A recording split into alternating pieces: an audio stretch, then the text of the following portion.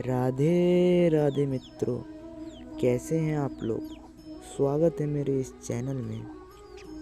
आज हम बताने जा रहे हैं श्री कृष्ण युद्ध क्षेत्र में अर्जुन को क्या उपदेश देते हैं और क्या बताते हैं। तो चलिए शुरू करते हैं मेरी इस कहानी को।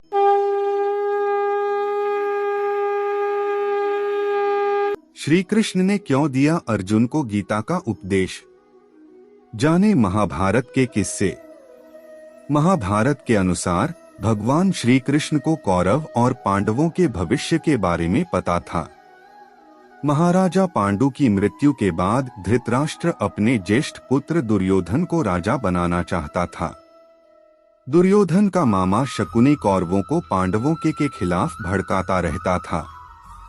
श्री कृष्ण ने कुरुक्षेत्र के मैदान में अर्जुन को गीता का उपदेश दिया था। महाभारत काल में पांडवों और कौरवों में राज्य संपत्ति को लेकर मतभेद था। पांचों पांडव युधिष्ठिर, भीम, अर्जुन, नकुल व सहदेव धर्म का पालन करते थे। कौरवों में ज्येष्ठ दुर्योधन दुराचारी और लालची था। पांडव और कौरव एक ही परिवार से थे, लेकिन दोनों की नियत में दिन रात का अंतर था।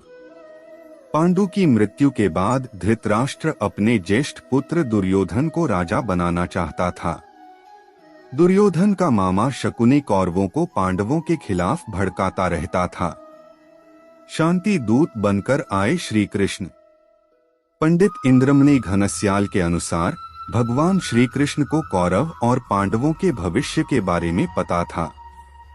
वे चाहते थे कि युद्ध ना हो, इसलिए श्री कृष्ण स्वयं 3 बार शांति दूत बनकर आए और कौरव पांडवों के बीच सुलह करानी चाहिए, किंतु दुर्योधन नहीं माना।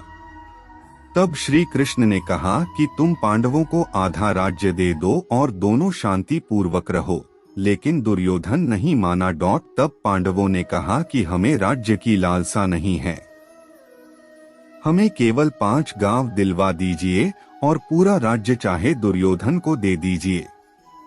लेकिन दुर्योधन ने साफ इनकार कर दिया और कहा कि 5 गांव तो क्या, वह सुई की नोक जितनी जगह भी नहीं देगा।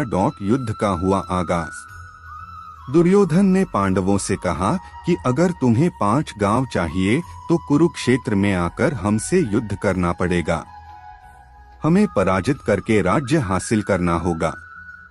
तब दोनों पक्षों में युद्ध का आगाज हुआ। भगवान श्री कृष्ण अर्जुन के रथ के सारथी बने थे। तब युद्ध भूमि में अर्जुन ने देखा कि उनके विपक्ष में उन्हीं का परिवार खड़ा है, उन्हीं के गुरु भाई बंधु हैं, इसलिए वह बोले कि यह तो अधर्म है। मैं अपने ही परिवार के साथ राज्य के लिए कैसे लड़ सकता हूं। अर्जुन ने कहा कि हे माधव, मुझसे यह नहीं होगा, अपने ही परिवार के विरुद्ध मैं खड़ा नहीं हो सकता हूँ।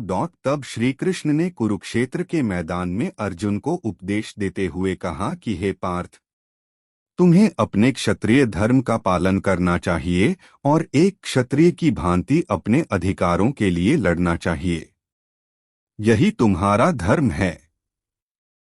श्री कृष्ण ने अपना उपदेश गायन के माध्यम से दिया था, इसलिए इसे गीता कहा जाता है।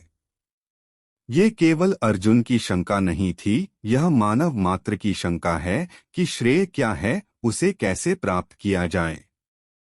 इसलिए स्त्री, पुरुष, बाल, वृद्ध सभी को गीता के 18 अध्याय का पाठ करना परम आवश्यक है। इसके ज्ञान के बिना मानव कल्याण की कल्पना करना व्यर्थ है। गीता के ज्ञान से बच्चों में भी कल्याणकारी संस्कारों का सृजन होता है। इस गीता ज्ञान के बिना कोई भी मनुष्य ईश्वर के पथ पर नहीं चल सकता। इसके नियमित श्रवण से परिवार तथा संपूर्ण जगत को सुसंस्कृत करें। संसार में मनुष्य कहीं भी हो, उसको गीता की अमृतवाणी को ग्रहण करना चाहिए। हे अर्जुन, मैं भूत, वर्तमान और भविष्य के सभी प्राणियों को जानता हूँ, किंतु वास्तविकता में मुझे कोई नहीं जानता।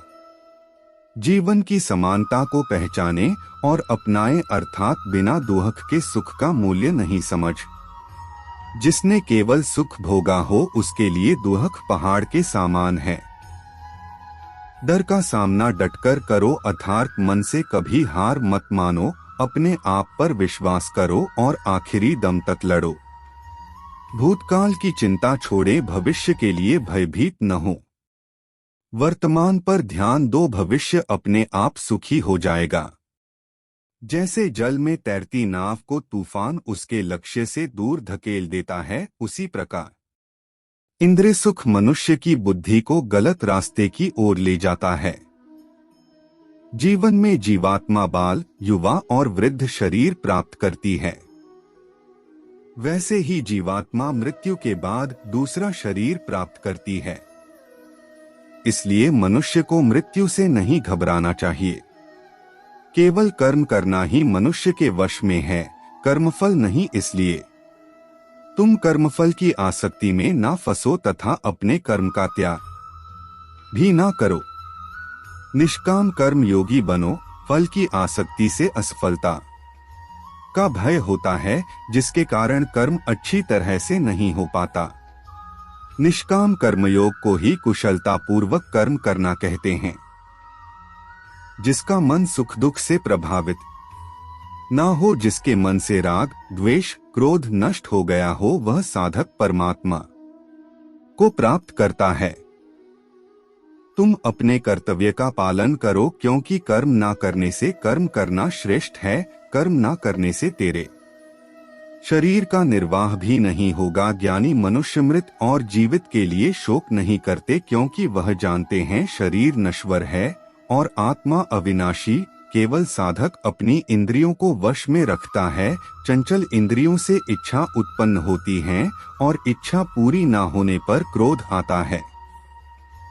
श्रेष्ठ मनुष्य जैसा व्यवहार करता है, लोग भी वैसा ही व्यवहार करते हैं। हे पार्थ, तीनों लोकों में न तो मेरा कर्तव्य है न पाने योग्य कोई वस्तु, फिर भी मैं कर्म करता हूँ। नहीं तो लोग मेरे दिखाए मार्ग पर कैसे चलेंगे।